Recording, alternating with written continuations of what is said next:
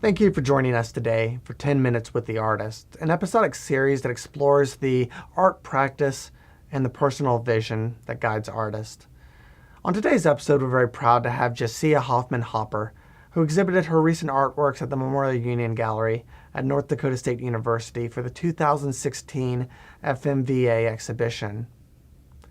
Jessia's work at first glance may appear playful and lighthearted, but when you dig deeper, a viewer discovers a complex theme that not so subtly questions issues of aging and death. Through material, through content, and through performance, Jescia introduces us to a narrative that is unforgettable and totally relatable. I'm Anthony Ferris, and this is 10 Minutes with the Artist.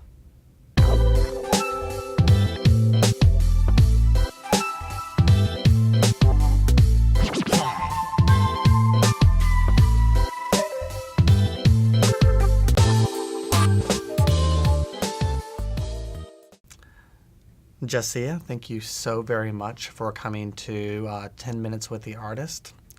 So I was wondering if you could talk a little bit about what the process is in making a piece like Paracosm 5. That piece was actually created when I was finishing up my graduate school degree, and we had one structured assignment from our professor, and he told us we had to have 2 show-ready pieces and 1 piece of bad art. And my cohort and I were all thinking, bad art? What do you mean, like just scribble or something? And he said, oh no, it has to have integrity. You know, it can't just be something you threw together. You have to make bad art with integrity. And so we were very confused about that, and we're trying to think about how we could possibly meet that assignment. And he finally started asking us things like, what makes your art really good? Like, what do you think is the best thing about your art? And in my opinion, I feel like I've got a good penchant for realism and kind of rendering the figure. So he said, okay, now you need to take those things you think you're good at and subvert them and do the opposite. And so I figured the opposite of realism would be non-objective abstract painting. So essentially what I did with that piece and a number of other pieces in the Paracosm series would be to kind of look at my narrative and figurative pieces and kind of think about the color palette and sort of deconstruct the image so that I'm left with only the emotion and the sort of energy of the piece, and just kind of work with found materials to help tell the story. Talk a little bit about those found materials. Well, in the Paracosm piece, I use acrylics and gold leaf, but also I use ashes. And the ashes were actually from a piece of burned fencing that was behind my studio in Baltimore. And so I was like climbing through an alley. I saw my first rat, which was great. And I just kind of grabbed all these pieces of burned, charred wood. I'm walking around through the center of Baltimore carrying chunks of fence over my shoulder.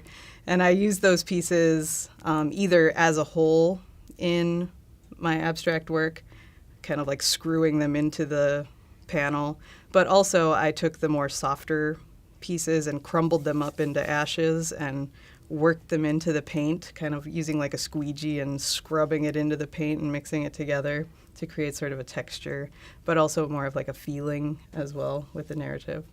So do you feel like your abstract work wouldn't be as strong without that sort of content that you're... Yeah, I think it really needs that mixed media of like found materials and those, like, because ashes are a pretty strong material, not necessarily visually, but emotionally. When you think of ashes, you think of fire and death and destruction, and so that really kind of lends itself to the emotional content of the image. So we'll talk a little bit about the figure in a moment, but what I'm curious about is if you could talk a little bit about your choices in the content of the landscape. What sort of story does landscape tell? Usually, at least in the series that I'm working in now, the landscapes kind of help obviously give a sense of place, but I want that place to be something that isn't necessarily a real place. So the idea of a paracosm is an imaginary world created by a child that's very, very detailed and full of like really specific imagery and characters and landscapes.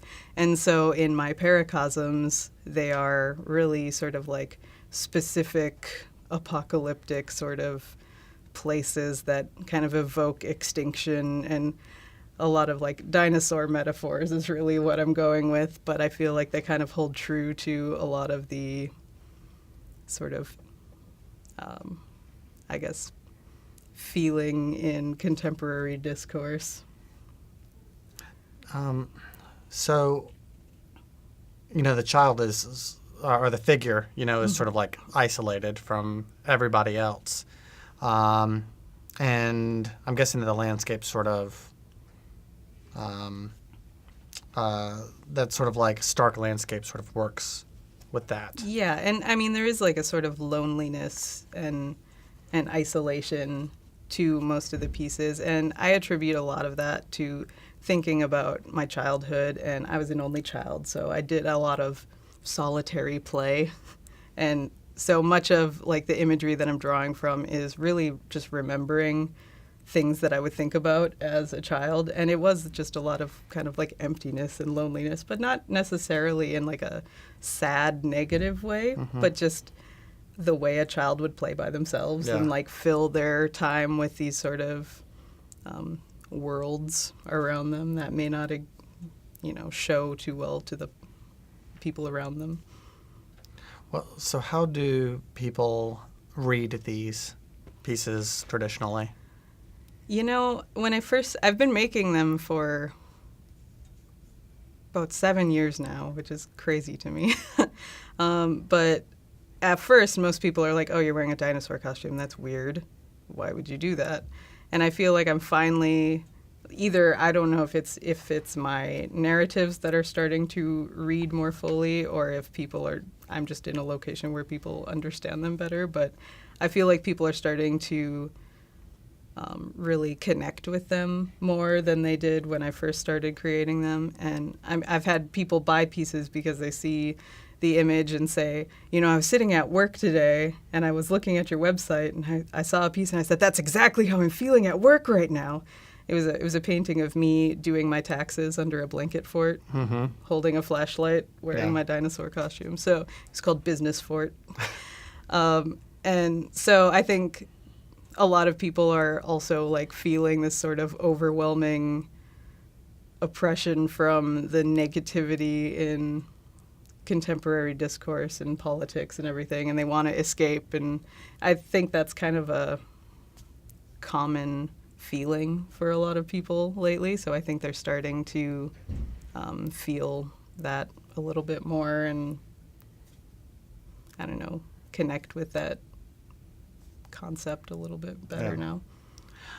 So you said that you've been working on this for 7 years. Can you talk a little bit about some of the incarnations of this dinosaur costume?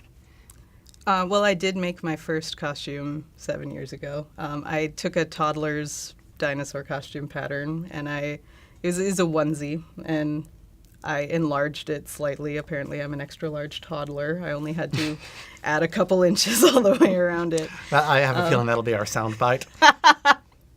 But yeah, so it's solid fleece. It's got footies. And I hand sewed it, tried to fit it to myself while wearing it. I don't have a dress form, so it was pretty awkward putting it together.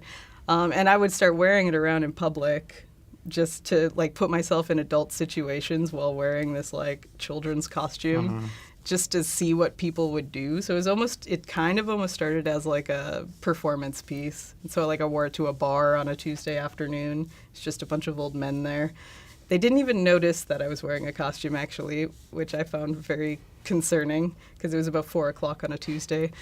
And the only thing I ever got was one guy leaning back who's actually in my painting going, so what kind of camera you got there? And I'm sitting here in a dinosaur costume drinking beer. It was a very surreal moment for me.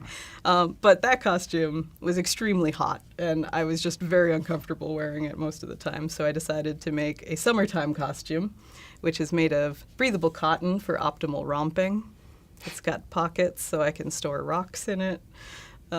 And it doesn't have footies. It has spats of big squishy feet that flop around when I walk. The tail's a bit longer. And it's got short sleeves, so it's much more comfortable to wear in a variety of situations. Yeah.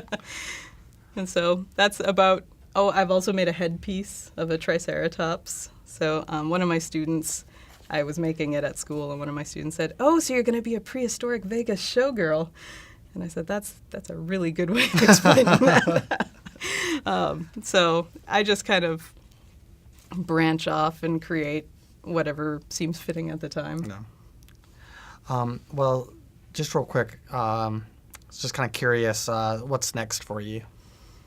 I am currently working on a solo show that will be at the Spirit Room in April and May, and I've in the talks with a museum about doing some of my cardboard box installations, which are physical paracosms, and perhaps building more into like sculptural work.